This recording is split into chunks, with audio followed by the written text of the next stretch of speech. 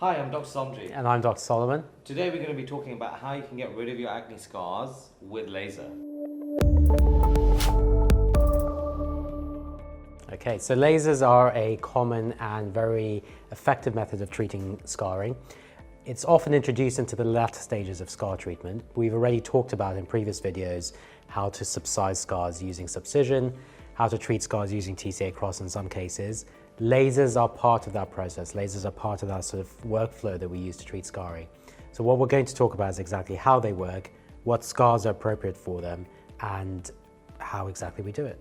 Yeah, so most lasers use some sort of a thermal effect to help break down the scar tissue underneath and also direct energy to selected points within the skin to produce collagen. So it's almost like a two-in-one, but we know, because we're the scarring experts, that you can't just do all of that breakdown of scarring just with laser. That's why you kind of need subcision sometimes beforehand.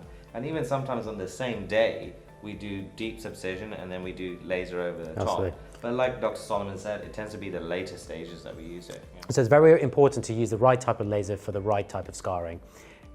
Adjusting the laser for the skin type that you're treating and for the level of scarring that you're treating as well. Yeah, so like even before you try and even treat a patient with laser, you have to make sure that they're prepped. So even for someone like me needs to make sure that you're not going to get any pigmentation. So we use a tyrosinase inhibitor, which just blocks pigment production. And also even someone like yourself, your skin type, you would probably prep, Absolutely, right? yeah. It's very important to also consider other treatments that they may have had, even previous injuries, how the individual scars. Absolutely. Because that may affect the healing process. And in some cases, lasers may not be appropriate for that skin. Exactly. Like there's some clinical centers that try and treat scarring with also very low powered lasers, which is not great. So some of them are like what we call fractionated devices and non-ablative devices. So fractional is okay, especially if you're treating, but we want to kind of distinguish between what is low powered, we call low powered, and what is, you know, something that's going to make a significant change. If you want to start treating with laser, you have to make sure that you're prepped adequately beforehand. So if you've got a darker skin type like me, you want to make sure that you're using something just to suppress the pigmentation before the treatment and also afterwards. If you've got very sensitive skin type and you're prone to redness, you may also want to calm down that too prior as well. So there's some things that we can prescribe you in clinic to make sure that you're okay. And generally someone like me needs about 3 or 4 weeks of prep, a minimum, before you're starting something. Now, it's really confusing when you get started, when you start typing on the internet and thinking about acne laser scarring, because there's so many different lasers. A whole bunch of lasers, absolutely. There's so many different lasers, so many different companies. They all say that they're better than each other. And you know, it's a minefield. It's even a minefield for doctors. All I can say is that here at Dr. Spa, we have over 25 different lasers for scarring that we bought through the years. Some of which are sitting in your garage. Some of it's still sitting in my garage. I mean, someone fancies a low-powered laser treatment, I got it in my garage. But you know, like, you know, you make mistakes because everyone is a marketing thing. But what I would say is, it's very simple. If you're going to choose a place, the first thing that you need to ask them is, do you have an ablative laser? If they don't have an ablative laser, they really don't know so much about laser and they're not experienced with it. Because with acne scarring, you need some form of ablation to really get good results.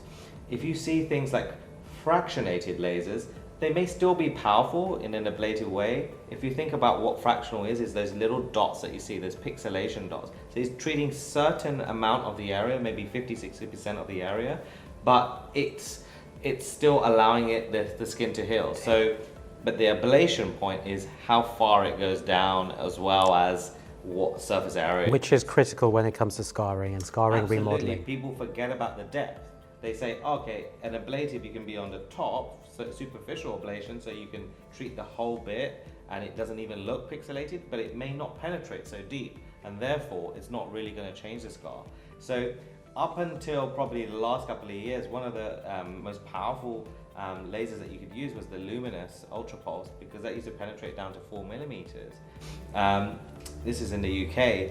But now you've got newer generations. So even some of the same designers that made the luminous ultra pulse decided to work with Alma, and they released the Alma hybrid, which can not only penetrate just as deep, if not deeper, but can also be customized for darker skin types to be a little bit more fractionated. So you can still get the benefits as a skin of color, the beneficial things that you can get from ablative laser, so you can safely treat, which is fantastic. So we can now treat all types of acne scars, all types of skin, absolutely, with an ablative laser. Absolutely. So, and it's ablative and also with different wavelengths, right? So you've got CO2, which is primarily for like kind of lighter skin types, but you can use that in darker skin types because you can combine it with erbium YAG as well. So the erbium YAG is another wavelength that you can use for acne scars and is readily absorbed into the skin. So I like to combine both of them, and in one treatment now I can combine both in both a non-ablative and ablative way,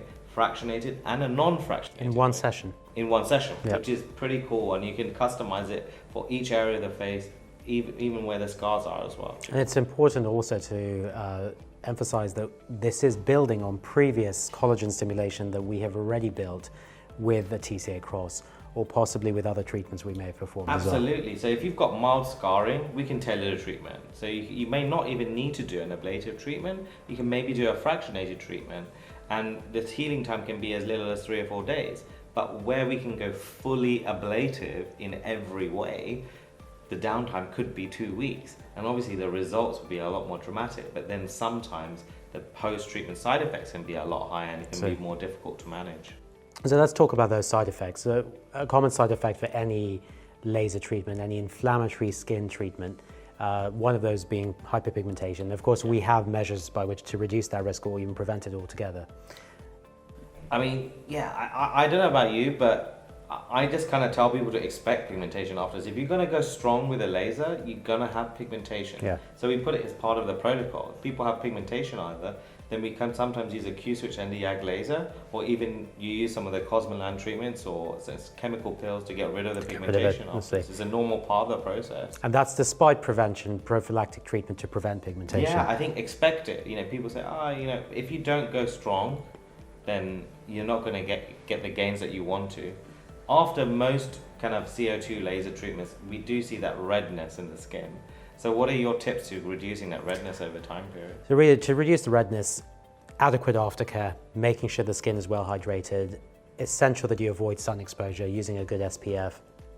We do recommend some anti-inflammatory creams afterwards as well, just for the initial few days after the laser, keeping the skin cool, avoiding hot environments, generally avoiding alcohol if you're prone to flushing, and increasing the interval rather between treatments, any other treatment that you might have planned to allow the skin to recover. Yeah, and I think it's all about the number of sessions people ask about, right? So if you're doing it in a very fractionated, more gentle way, you may need more sessions. But if you're doing it in a more of ablative way, you probably only need 2 or 3 sessions over a time period. And also with the redness, sometimes you can use kind of like, let's say, umbilical stem cell creams, which can work really well. Azelaic acid as a prescriptive is fantastic for the redness afterwards. And if you're getting the facial flushing, then also things like cilantro are really good as well. And these are the anti-inflammatory creams, because we generally avoid steroids. Yeah. When we talk about anti-inflammatory creams, the first cream that comes to mind, the first ingredient comes to mind is steroids, but we avoid steroids. Why do we avoid steroids? Because they reduce the healing process. Like in the immediate period, if you're really swollen, then steroids are not bad, and they don't affect the collagen process at that point in time, but at a longer length in time, they will obviously inhibit that. affects it.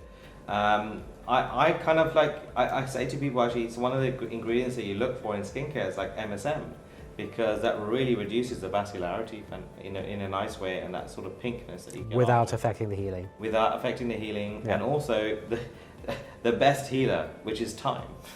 So sometimes you're red and pink, and you can cover it with makeup and stuff, but you're red and pink for a very long time sometimes, and that can take even up to 6 months, so expect that. Okay, my tip is make sure that you've got a treatment plan specific to your skin type. So my tip is make sure you stick to the aftercare to limit any side effects and achieve the best results in the end. And I guess the bonus tip is you can never remove a scar completely, and it takes time and patience to get gain. That's a very important point. The scar will never completely go with current technology, but we can reduce it significantly. Absolutely. If you guys have any further questions about acne scarring and lasers or any types of other treatments that we offer at the clinic, just please ask us in the comments below, and we'll see you next time.